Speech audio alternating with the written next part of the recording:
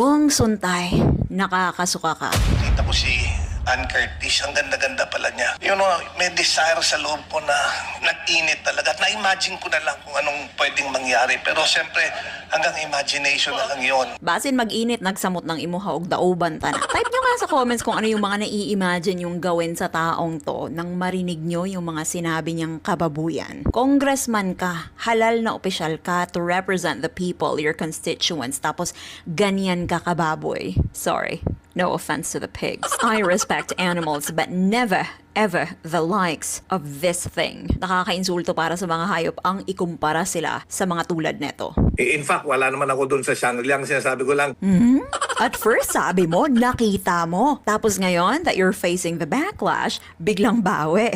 Palusot ka ngayon. Bakakon kang dako. ano yung immoral doon sa sinabi ko? Seriously? The fact that you don't even know the problem of what you just said is the problem. Bugo kayo.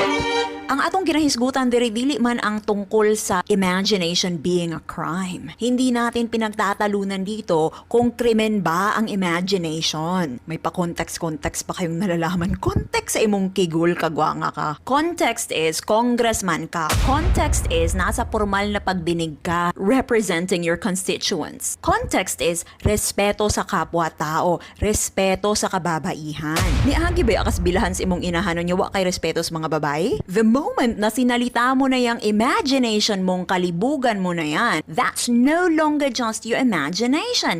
That becomes your speech. And speech, dapat accountable ka dyan sa mga pinagsasabi mo kasi elected official ka. And the fact na kailangan pa tong ipaliwanag sa'yo ay talaga namang nakakabobo. Bobo ka ba? Nai-imagine ko kasi na bobo ka talaga. Analogy. Alright. Analogy to explain na yung imagination ni Sarah na gusto niyang pugutan ng ulo ang presidente. Yung imagination na yon is not a crime. Eh di sana nagbigay ka ng analogy na equal naman doon sa sitwasyon ng dinedepensahan mo. Yung imagination ni Sarah, driven by galit. Yung imagination sa analogy mo, driven by lust, libog. Yung analogy mo, kalibugan mo. So ayoko grason-rason ni diha nga na analogy ni mo kay what jud na nakatabang. It only exposes your rotten mind. Gitna ng pamabatikos kay Davao City Mayor Rodrigo Duterte sa kanyang biro tungkol sa rape, umamin ang kanyang anak na si Sarah na siya'y isang rape victim. Alam mo bang aminadong rape victim yang si Sara Duterte na pinagtatanggol mo tapos ingon ana ang imuhang analogy? Gago ka ba?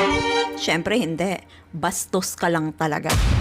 Imagine, asawa mo pa ang nag-apologize dahil sa kabastusan mo. Tapos may mga tao pang katulad nito, Alvin Aragon, na ginagamit ang salita ng Diyos para mag-lecture sa kung papaano dapat magdamit ang babae, lecturing women on how to dress properly nang hindi pagnasahan. Again, kalibugan ng mga lalaki, babae na naman ang may kasalanan. May nakita kang babae, gusto mong gahasain, gusto mong halayin, ha? Gusto mong daklutin, harapan na, Hindi kasalanan yon.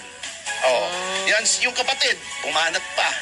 Kayong mga artista, ikaw, Jasmine, bakit ka nagpo-post ng mga bikini pictures mo sa social media, sa mga pahayagan?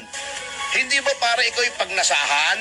Para ikaw ay sumikat? Huwag mong sabihin art yun. Huwag mong sabihin ini-endorso mo yung brand ng bikini. Yung resort. BS yan. Hindi kami mga ungas dito para maniwala sa'yo. Anong di ungas? Ungas ka talaga. Lawyer ni nga nag-inuplok naman yung kagwangan eh. Hoy, Tupasyo. Eto, si Kitty Duterte. Nagpapakita din ng cleavage yan. Nagpo-post ng sexy pictures sa social media, revealing din kung manamit. I dare you, Tupasyo, to tell exactly the same thing to her face. Wag na tayong lumayo. Ang ating busy presidente na si Sara Duterte, aminadong rape victim. Kasalanan niya rin ba dahil sa pananamit niya? Pananamit niya rin ba ang dapat sisihin? Time and time again, the burden is on women. Mga naka-school uniform, naka-PE uniform, pajama, balot mula ulo hanggang paa. Yung iba naka-hijab pa. Yung iba, babies, naka-diaper pa. Pinagnanasahan, pinagsamantalahan pa rin.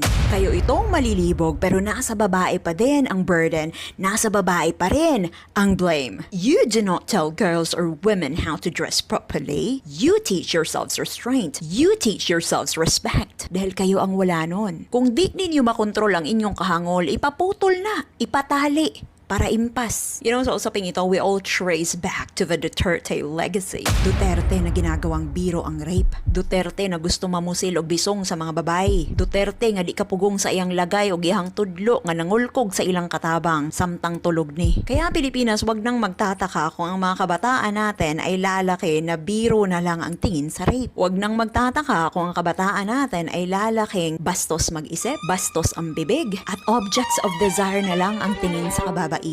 Pilipinas, this is what we have become. Ang tanong, gusto ba natin magpatuloy ang ganitong kultura? Kung proud pa rin kayo sa bastos na Pilipinas at bastos na Pilipino, hala, Duterte pa more.